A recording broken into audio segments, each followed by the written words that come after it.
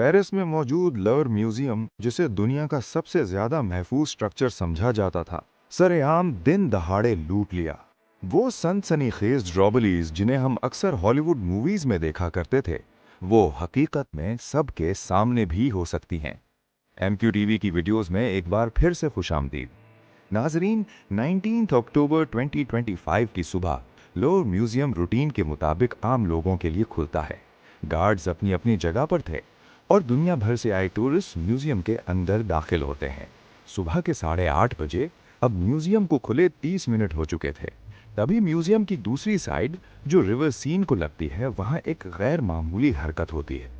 एक ट्रक, जो आमतौर पर फर्नीचर को हाई फ्लोर्स पर पहुंचाने के इस्तेमाल में आता है, आकर म्यूजियम की दीवार के पास रुकता है।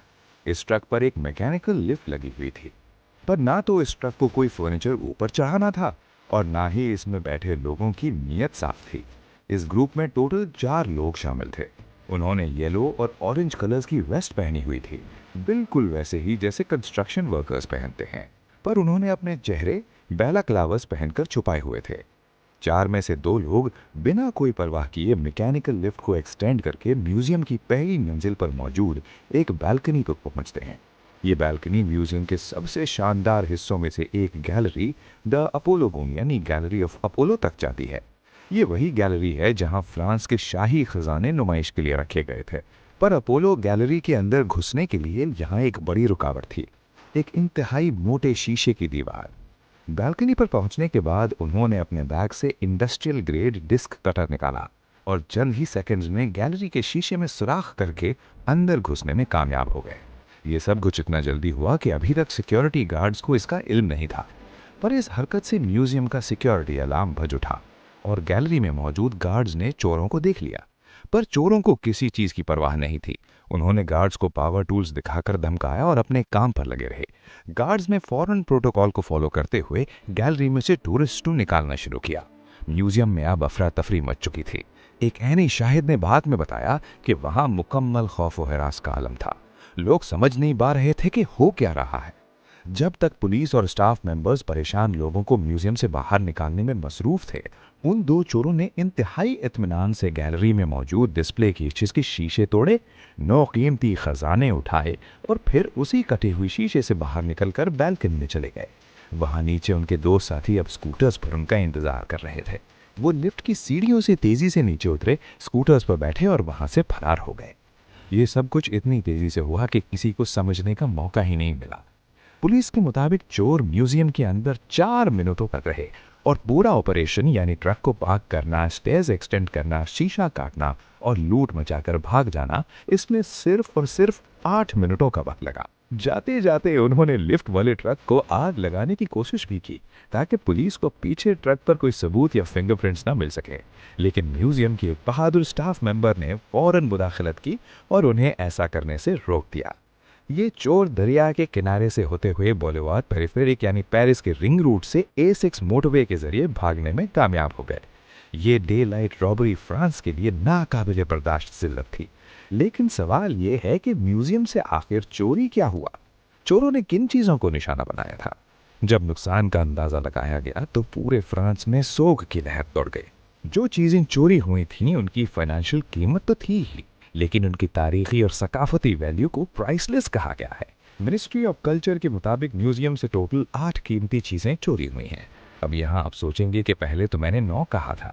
जी हाँ, चोरों ने 9 चीजें ही चोरी की थी, लेकिन भागते वक्त उनसे एक चीज सड़क पर ही गिर गई। ये 170 ईयर पुराना एम्प्रेस यूजीनी का ताज था। एम्प्रेस यूजीनी जो नेपोलियन 3 की बीवी थी। ये ताज खास उनके लिए 1855 में बनवाया गया था। जब चोर इस ताज को शीशे के सुराख से निकाल रहे थे तो सुराख छोटा होने की वजह से ये निकल नहीं रहा था। जबरदस्ती बाहर निकालने से इस ताज को काफी नुकसान भी पहुंचा और आखिर में रोड पर गिरने की वजह से भी इस पर कई स्क्रैचेस लगे। म्यूजियम के डायरेक्टर ने बाद में कहा कि इसकी रिपेयर शायद मुमकिन हो, लेकिन जो 8 चीजें चली गईं उनका नुकसान पूरा नहीं हो सकता। इनमें शामिल थे एम्प्रेस यूजीनी का एक खूबसूरत टियारा और एक ब्रूच। एम्प्रेस मैरी लुईस जो नेपोलियन बोनापार्ट की दूसरी बीवी थीं, उनका एमरल्ड का हार और इसी सेट की बालियां। इसके अलावा क्वीन मैरी एमिली और क्वीन हॉर्टन्स के सफायर सेट का एक टियारा, एक हार और एक बाली और एक खास किस्म का ब्रूच जिसे रेलिक्वेरी ब्रूच कहा जाता है। ये तमाम चीजें 19वीं सेंचुरी की थी और इनमें हजारों हीरे, एमरल्ड्स, नीलम और दीगर कीमती पत्थर जुड़े हुए थे। ये सिर्फ जेवर ही नहीं, बल्कि ये फ्रांस की शाही तारीख का हिस्सा थे। एक एस्टिमेट के मुताबिक इन तमाम ज्वेलरी में इस्तेमाल होने वाले सोने, पत्थर और हीरों की कीमत $20 बिलियन या 60 बिलियन यूरोस थी। लेकिन ये जो शाही खानदान के थे, उस हिसाब से देखा जाए तो 20 मिलियन में क्या, $100 बिलियन में भी इसकी भरपाई नहीं हो सकती। तभी इसे प्राइसलेस कहा गया है। हैरानी की बात यह थी कि चोरों ने उस गैलरी में मौजूद सबसे कीमती चीजों को हाथ तक नहीं लगाया, जैसा कि वहां के मशहूर जमाना रीजेंट डायमंड, जिसकी अकेले की कीमत 51 मिलियन यूरोज या 60 मिलियन डॉलर्स है। इसके अलावा सिसी और हॉटन्स या नामी डायमंड्स भी वहां रखे थे, लेकिन चोरों ने उन्हें नजरअंदाज कर दिया। इसी वजह से ऐसा माना जा रहा है कि शायद वो किसी खास ऑर्डर पर आए थे और उन्हें पता था कि उन्हें क्या चुराना है। पेरिस प्रोसिक्यूटर्स ऑफिस ने कहा है कि ये नुकसान पैसों का नहीं, बल्कि फ्रांस के इतिहास का नुकसान है। पर यह सवाल पैदा होता है कि दुनिया के सबसे मशहूर म्यूजियम, जहां हर साल करोड़ों लोग आते हैं, इतनी सिक्योरिटी के बावजूद आखिर कमी कहाँ रह गई? जब इन्वेस्टिगेशन शुरू हुई तो कई हैरत अंगेज इंकशाफात हुए। फ्रेंच मीडिया ने इब्तदाई रिपोर्ट्स में बताया है कि म्यूजियम के उस हिस्से में जहां चोरी हुई, हर 3 कमरों में से एक कमरे में कोई सीसीटीवी कैमरा ही नहीं था। जी हाँ, दुनिया के सबसे बड़े म्यूजियम में सीसीटीवी कवरेज ही मुकम्मल नहीं थी। और जो एक्सटर्नल कैमरास लगे थे, वो भी उस बालकनी को पूरी तरह कवर नहीं कर रहे थे, जहां से चोर शीशा काट कर दाखिल हुए। लेकिन इससे भी बड़ा झटका तब लगा जब फ्रेंच सेनेट की एक मेंबर नैटली गोले ने बीबीसी को बताया कि जो अलार्म बजा था वो असल में म्यूजियम का वाइडर अलार्म था। उस बालकनी में एक लोकलाइज्ड अलार्म सिस्टम भी लगा था, लेकिन वो कुछ दिनों पहले ही खराब हो गया। अगर वो अलार्म सही होता तो सिक्योरिटी को बालकनी में चोरों की एंट्री का पता चल जाता। म्यूजियम के डायरेक्टर ने चोरी के फौरन बाद सिक्योरिटी की इस नाकामी को तस्लीम करते हुए मिनिस्ट्री ऑफ कल्चर को अपना रेजिग्नेशन भी पेश किया, लेकिन उनका ये इस्तीफा कबूल नहीं किया गया। इस चोरी ने फ्रांस के म्यूजियम्स की सिक्योरिटी पर एक बड़ा सवालिया निशान खड़ा कर दिया है। और आपको ये भी बताते चले कि ये चोरी का कोई पहला वाकया नहीं था। इसी म्यूजियम में 1911 में मोनालिसा की पेंटिंग भी चोरी हुई थी। म्यूजियम के एक पुराने एम्प्लॉय ने लियोनार्डो डा विंची की मशहूर पेंटिंग मोनालिसा को चुराया था। उसने पेंटिंग को कोट के नीचे छुपाया और आसानी से बाहर निकल गया। पेंटिंग 2 साल बाद इटली से बरामद हुई, जब चोर उसे बेचने की कोशिश कर रहा था। इस वाकये ने ही मोनालिसा को दुनिया की सबसे मशहूर पेंटिंग बनाया था। इसके बाद 1976 में इसी म्यूजियम से किंग चार्ल्स 10th की तलवार भी चोरी हो चुकी है।